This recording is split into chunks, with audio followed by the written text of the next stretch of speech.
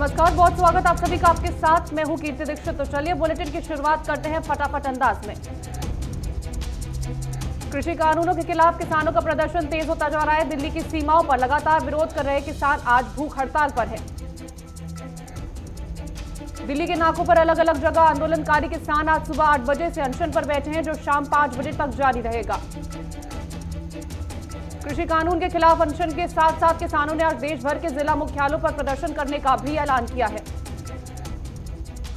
किसानों की मांग है कि बैठकों में खुद पीएम मोदी को सामने आना चाहिए, ताकि किसानों की समस्या सुनी जाए और सीधे कानूनों को रद्द कर दिया जाए। सीएम अरविंद केजरीवाल भी किसानों के समर्थन में आज उपवास पर है। इस दौरान उन्होंने अपने नेताओं, कार्यकर्ताओं और समर्थकों से भी उपवास रखने की अपील की है।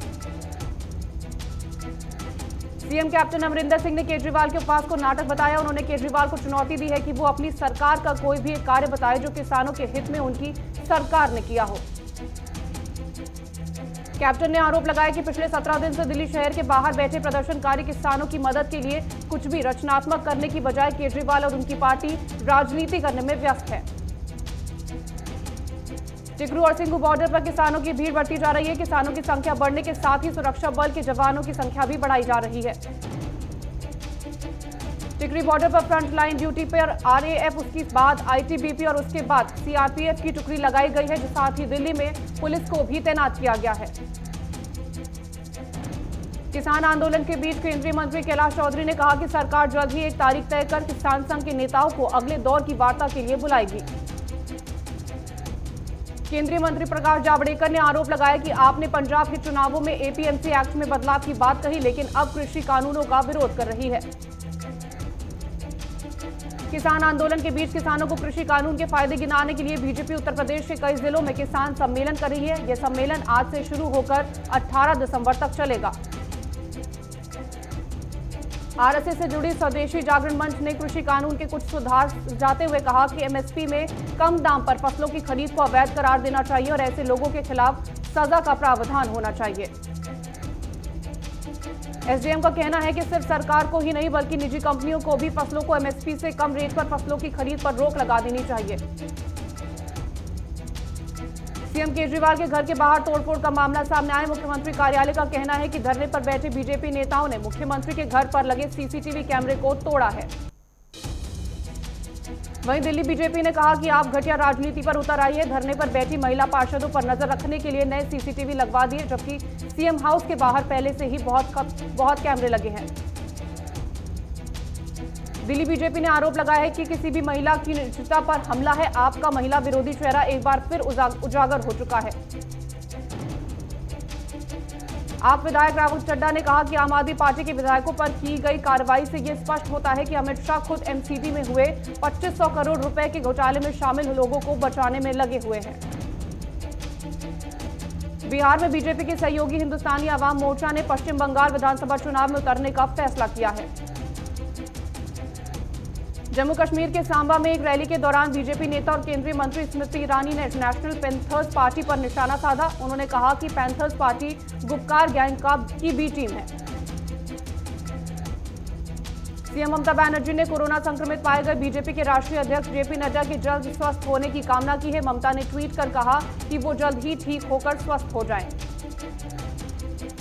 बिहार के पूर्व मुख्यमंत्री जीतन राम मांझी कोरोना वायरस से संक्रमित हो गए हैं। पूर्व सीएम ने ट्वीट कर कोरोना से संक्रमित होने की जानकारी दी है।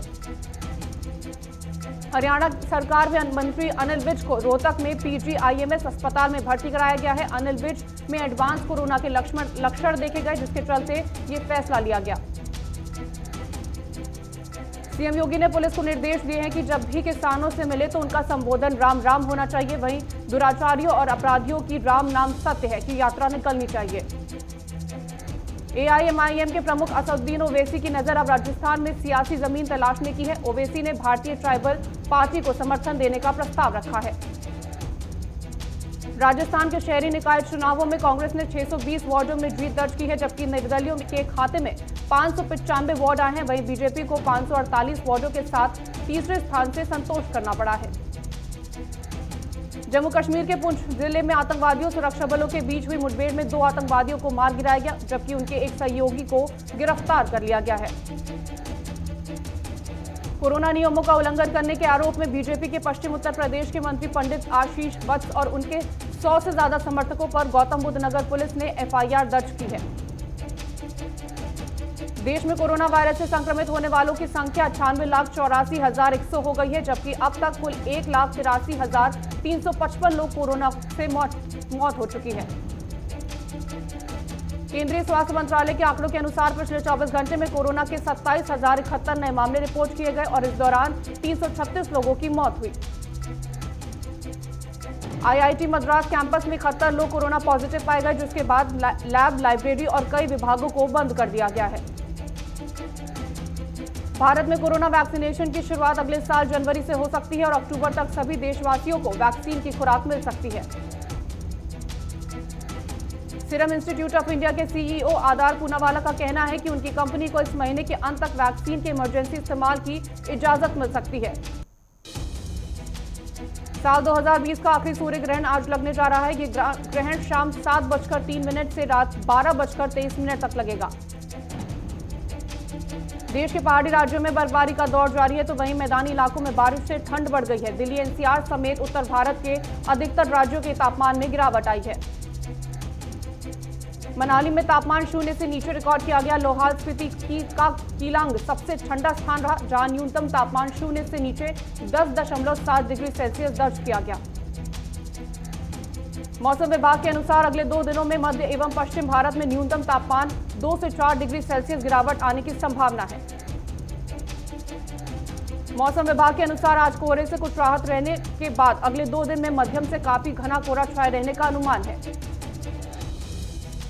उत्तर प्रदेश के पश्चिमी इलाकों में बारिश से तापमान में गिरावट आई है। राज्य के राजधानी लखनऊ में न्यूनतम तापमान 11.6 डिग्री दर्ज किया गया, जबकि इलाहाबाद में ये 15.4 डिग्री रहा।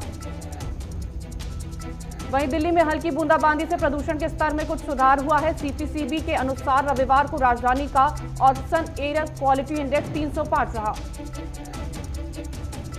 फ्रेश चेन कंपनी ने भारत में पहले ब्लॉकचेन पावर्ड स्मार्टफोन की घोषणा की है। कंपनी ने इन ब्लॉक नाम से 2 पावर्ड स्मार्टफोन जल्द लॉन्च करेगी।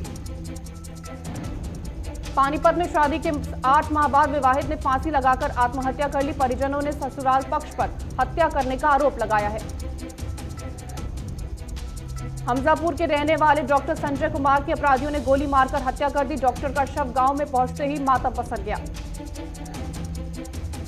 पानीपत लघु सचिवालय के अंदर बने सरल केंद्र में आम जनता को समस्याओं का सामना करना पड़ रहा है। टोकन वालों का पूरे दिन नंबर नहीं आता है। लूनी नदी के पास अतिक्रमण हटाने का तीसरा चरण शुरू हो गया है। 4 शमशान घाट और 2 बड़ी गौशालाओं को ध्वस्त किया गया। दिल्ली के उप मुख्यमंत्री मनीष सिसोदिया ने कैंची धाम पहुंचकर पूजा अर्चना की और कहा कि राज्य की बदहाली के लिए बीजेपी और कांग्रेस दोनों जिम्मेदार हैं। मुंगेली में धान की सुरक्षा और उसके उठाव को लेकर जिला कलेक्टर ने आदेश जारी कर दिया है। बता दें कि 1 तारीख से खरीदी शुरू होने के बाद लगातार खरीदी केंद्रों में धान बफर लिमिट से ज्यादा हो गया है। साहिबगंज में डीसी के निर्देश पर जिला खनन टास्क फोर्स की टीम ने अवैध पत्थर खदानों और अड्डे पर छापेमारी की और 7 लोगों को गिरफ्तार कर लिया है। बागपत पुलिस ने गैंगस्टर की 8,70,000 रुपए की संपत्ति कुर्क कर ली है। आरोपी पिछले काफी समय से फरार चल रहा था। कोसली में चोरों ने इलेक्ट्रिक दुकान से लगभग 2.5 लाख के सामान को चोरी कर लिया है। पुलिस चोरों की तलाश कर रही है। हररिया स्थित आकांक्ष अस्पताल को प्रशासन और स्वास्थ्य विभाग की टीम ने सील कर दिया है। अस्पताल पर इलाज में लापरवाही का आरोप है। प्रयागराज के सोराम में दोहरा हत्याकांड सामने आया है। अज्ञात हमलावरों ने मां और बेटे को मौत के घाट उतार दिया। पीलीभीत के किसानों ने दिल्ली के किसानों के समर्थन में कूच किया है। पुलिस प्रशासन ने उन्हें पूरनपुर, गडरौला सहित तमाम जगहों पर रोका है। संभल में शादी समारोह में अवैध असलाह से फायरिंग करते हुए 3 युवकों का वीडियो सोशल मीडिया पर वायरल हुआ। वीडियो की जांच पड़ताल में पुलिस जुटी हुई है। सिद्धार्थनगर में पिकअप पलटने से आधा दर्जन से अधिक लोग घायल हो गए और एक की मौत हो गई, जिसकी सूचना मिलते ही पुलिस वहां पहुंची है। बादलपुर में सोशल मीडिया पर नव दंपति अपने नाबालिग होने के साथ अपनी शादी के सबूत दिखाती हुई योगी सरकार से मदद की गुहार लगा रही है, जिसका वीडियो काफी वायरल हो रहा है। कन्नौज के गांव के खेत में वर्कशॉप मालिक का शव मिला है। धारदार हथियार से हमले कर हत्या की आशंका भी जताई जा रही है। मृतक के चाचा ने ससुराल पक्ष पर हत्या का आरोप लगाया है।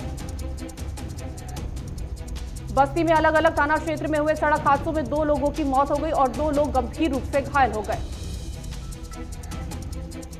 जोधपुर में वीआईपी नंबर सिम उपलब्ध कराने के नाम पर ठगी के आरोपी को पुलिस ने गिरफ्तार कर लिया है। आरोपी लोगों को झांसे में लेकर रकम हड़प लेता है। पाली में अचानक ब्रेक फेल हो जाने से रोडवेज बस पलट गई, लेकिन चालक की सूझबूझ से बड़ा हादसा टल गया। गदरपुर में राष्ट्रीय किसान मजदूर संगठन के ब्लॉक अध्यक्ष के नेतृत्व में कार्यकर्ताओं ने कैबिनेट मंत्री अरविंद पांडे का पुतला फूंका। जोईवाला कोतवाली के प्रभारी निरीक्षक सूर्य भूषण नेगी ने कहा कि डीआईजी के दिशा निर्देश पर सभी सुनसान जगहों पर सीसीटीवी कैमरे लगाकर निगरानी रखी जाएगी। जालंधर में फैक्ट्री चलाने वाले 2 भाइयों के बीच फैक्ट्री चलाने को लेकर झगड़ा हो गया। झगड़ा इतना बढ़ गया कि छोटे भाई ने बड़े भाई की तरफ गोली चला दी, जिससे उसकी मौत हो गई। हरिद्वार के सुभाष नगर में रोड पर जल भराव से लोग परेशान हैं। सुभाष नगर में कई ऐसी गलियां हैं जहां पानी निकासी की कोई व्यवस्था नहीं है। झारखंड के स्वास्थ्य मंत्री ने पार्क का जायजा लिया। मंत्री ने पार्क में साफ सफाई और पानी की व्यवस्था का आदेश दिया है। जमशेदपुर में तेल टैंकर और बस में भिड़ंत हो गई, जिसमें 2 महिलाओं की मौत हो गई और 2 दर्जन से लोग घायल हो गए।